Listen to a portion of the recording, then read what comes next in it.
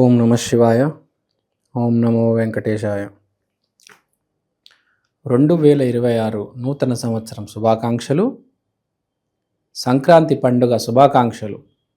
మీ అందరికీ మంచి జరగాలని హృదయపూర్వకంగా కోరుకుంటున్నాను.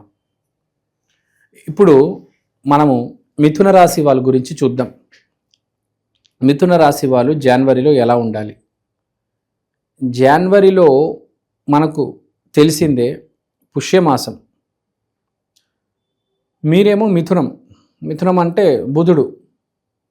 సో ఇప్పుడు గురువు బుధుడు కలయిక గురించి మాట్లాడదాం.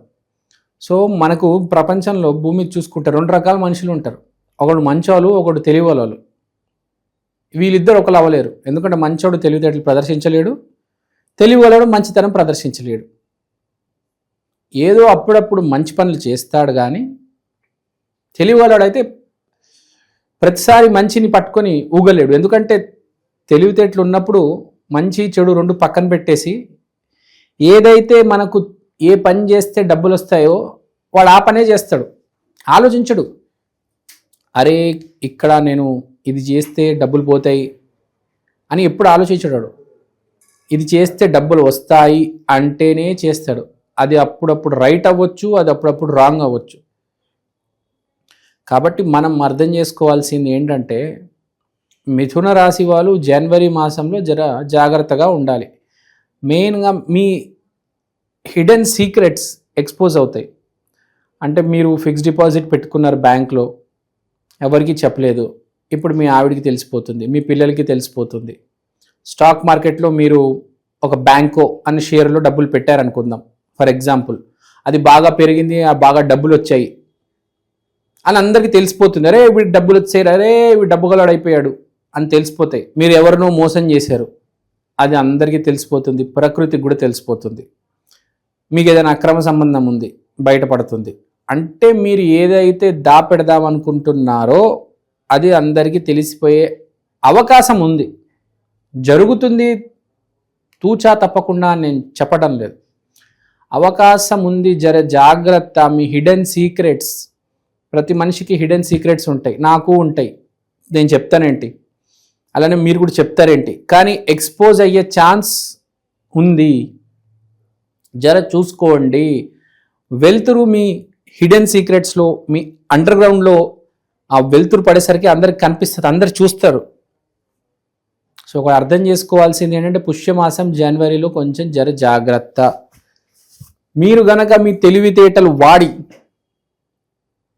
కొంచెం ఊపుతో ముందుకెళ్తే మీరు దీన్ని కొంతవరకు కంట్రోల్ చేసుకోవచ్చు.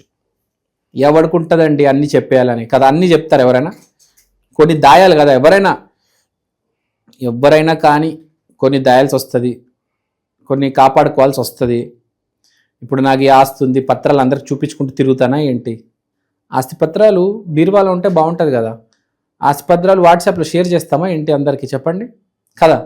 కొన్ని వస్తువులు దాపెడితేనే బాగుంటుంది. ఇప్పుడు మనకు చెప్పింది అదే 8వ ఇల్లు, హిడెన్ థింగ్స్, హిడెన్ ఆస్పెక్ట్స్. దాని మీద వెలుతురు పడుతుంది. కొంచెం ఇబ్బంది కదా ఎవరికైనా.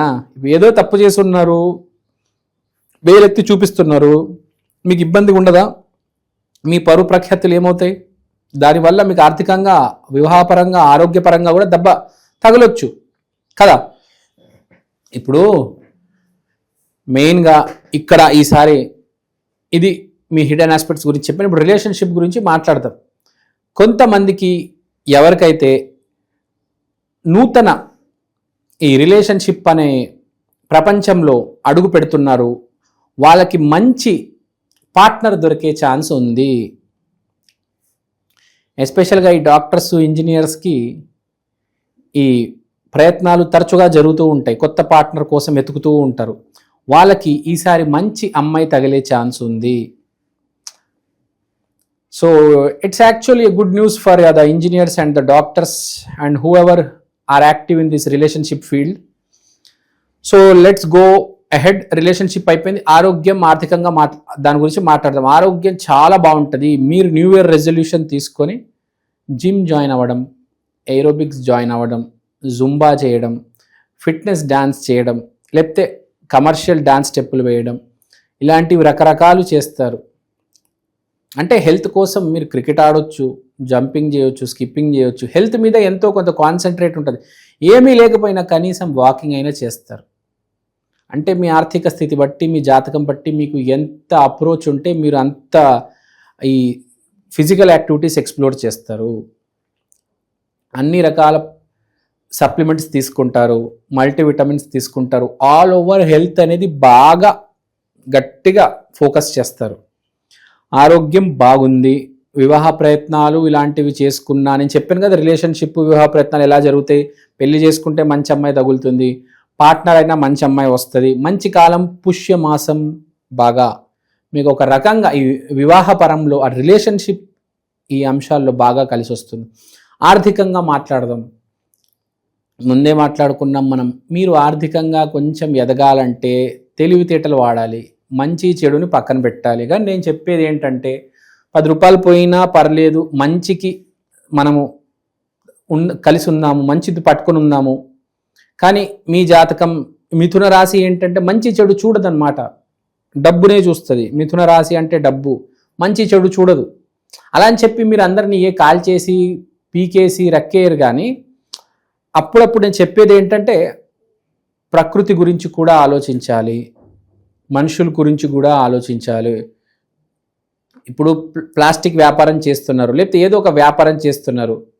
అది ఈకో ఫ్రెండ్లీ వ్యాపారం చేయొచ్చు, బయోడిగ్రేడబుల్ వ్యాపారం చేయొచ్చు. కానీ మీరేవో డబ్బులు అయిపోతాయి, ఈ ఫిల్టర్ కొనాలి, ఆ ఫిల్టర్ కొనాలి అని చెప్పేసి కకృతి పడకుండా ప్రజల గురించి ప్రకృతి గురించి ఆలోచించి మీరు కొంచెం మీ వ్యక్తిత్వ వికాసంతో తెచ్చుకొని కొంచెం చైతన్యం తెచ్చుకుంటే ఒక 10 రూపాయలు పోయినా మీరు చేస్తున్న వ్యాపారం వల్ల 10 మందికి హాని జరగదు.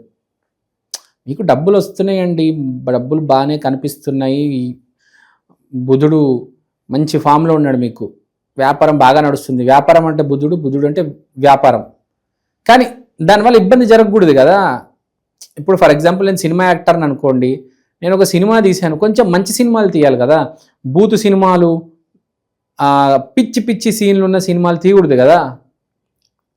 సొసైటీలో మీకే కదా పిచ్చి పేరు, చెడు పేరు. కాబట్టి మంచి యాక్టర్ అన్నప్పుడు మంచి సినిమా తీయాలి, పిచ్చి సినిమాలు తీయకూడదు. పిచ్చి సీన్లు, ఎక్స్పోజింగ్ సీన్లు. మంచి సినిమా ఒక 10 మందికి ఒక చైతన్యం తీసుకొచ్చి 10 మందికి ఒక మంచి జరిగే సినిమా తీయాలి. ఒక బొమ్మరిల్లు లాంటి సినిమా తీయాలి, పిచ్చి పిచ్చి చిత్రాలు తీయకూడదు. అట్లనే మీరు కూడా ఏ వ్యాపారంలో ఉన్నా, ఏ జాబ్లో ఉన్నా మీ వల్ల కొంచెం మంచి జరిగేటట్టు చూసుకోవండి. పిచ్చి సినిమాలు, బూతు సినిమాలు తీస్తే డబ్బులు వస్తే కానీ పేరు ప్రఖ్యాతి పోతుంది. కాబట్టి ఆ అవకాశం ఉంది. పేరు ప్రఖ్యాతి విపరీతంగా బిజినెస్ వల్ల బాగా డ్యామేజ్. ఒకటి బిజినెస్, ఒకటి జాబు. మెయిన్గా ఈ సినిమా ఫీల్డ్లో ఉన్న వాళ్ళు, తర్వాత పాలిటిక్స్లో ఉన్న వాళ్ళు మనం చూసుకుంటాం. పబ్లిక్ లైమ్ లైట్లో ఎవరు ఉంటారండి? సినిమా వాళ్ళు, పాలిటిక్స్ వాళ్ళు, ఇన్ఫ్లుయెన్సర్స్. ఈ ముగ్గురే కదా. సో వీళ్ళు తప్పడుగు వేయకూడదు. మనం చూస్తూ ఉంటాము, కొంతమంది బెట్టింగ్ యాప్స్ చేస్తూ ఉంటారు, సినిమా వాళ్ళు పిచ్చి సినిమాలు తీస్తూ ఉంటారు, తర్వాత వ్యూస్ కోసం పిచ్చి పిచ్చి వీడియోలు ఇన్ఫ్లుయెన్సర్స్ పెడుతూ ఉంటారు. సో అవన్నీ తగ్గించాలి, అది గుర్తుపెట్టుకోవాలి. కొంచెం మీరు ఏది పడితే అది చేస్తే మీకే రిస్క్ అవుతుంది. రేపు శిక్ష కూడా మీకు కనిపిస్తుంది. మీరు ప్రజల గురించి పట్టుకోనప్పుడు మీకు కూడా శిక్ష పడుతుంది, తెలుసో తెలియకో. బయటికి వెళ్ళేటప్పుడు హెల్మెట్ వేసుకొని తిరగండి. కానిస్టేబుల్ మిమ్మల్నే పట్టుకునే అవకాశం ఉంది, ముందే చెప్తున్నాను. మీరు తప్పు చేస్తే మీరు దొరికిపోతారు ఈసారి జనవరి మాసంలో, పుష్యమాసంలో. అండ్ మోస్ట్ ఇంపార్టెంట్ పాయింట్, మీ భార్య దగ్గర ఏది దాయవద్దు. మీరు దాస్తే మీకే ప్రాబ్లం వస్తుంది. 2026 మన ప్రతి ఒక్కరి జాతకం, మన పార్ట్నర్, మన వైఫ్ అంటే స్పౌస్ వాళ్ళ మీద ఆధారపడి ఉంది. కాబట్టి భార్య దగ్గర ఏది దాయవద్దు. ఏదున్నా భార్యకి నిజం చెప్పేయండి. ఆమెకి డబ్బులు కావాలంటే డబ్బులు ఇవ్వండి, నా దగ్గర లేవు అని అబద్ధాలు చెప్పొద్దు. ఈ పిచ్చి అలవాట్లు ఉంటే మానేసుకోవండి. మీరు కొంచెం జాగ్రత్తగా ఉండాలి. జనవరి మాసంలో బాగానే ఉంది, 2026 చాలా బాగుంది. జనవరి మాసం కొంచెం జాగ్రత్తగా ఉండాలి. ఏ హాని లేదు, కానీ మీరు తప్పు చేయొద్దు అంతే. తప్పు చేసి మీ మీదకి తెచ్చుకోవద్దు. మీరు సరైన మనిషి, ధర్మ మార్గంలో ఉన్నారు. కర్మ సరిగ్గా చేస్తున్నారు అంటే మీకు ఏ ప్రాబ్లం రాదు. సరే, ఎంతో కొద్దిగా అలజడి కనిపిస్తుంది కాబట్టి చిన్న రెమెడీ చెప్తాను, చేసుకోండి. మిథున రాశి అంటే వెంకటేశ్వర స్వామి. మీరు ఏం చేస్తారంటే ఏ మంచి టీటీడీ టెంపుల్, మీ ఇంటి దగ్గర ఉన్న టీటీడీ టెంపుల్ చూసుకొని ఒకసారి వెళ్ళిరండి, సాష్టాంగ నమస్కారం చేయండి. ఏమైనా తప్పు చేసుంటే నేను తప్పు చేశాను అని చెప్పండి. అక్కడ నేను అపాలజీ అడుగుతున్నాను, నన్ను క్షమించమని అడుగుతున్నాను అని ఒక్కసారి చెప్పేయండి, చెప్పి మారిపోవండి. That's enough. I hope you all do well. Thank you అండి, థ్యాంక్ యూ సో మచ్. అందరు బాగుండాలి, అందులో మీరు ఉండాలి. శ్రీమాత్రే నమః.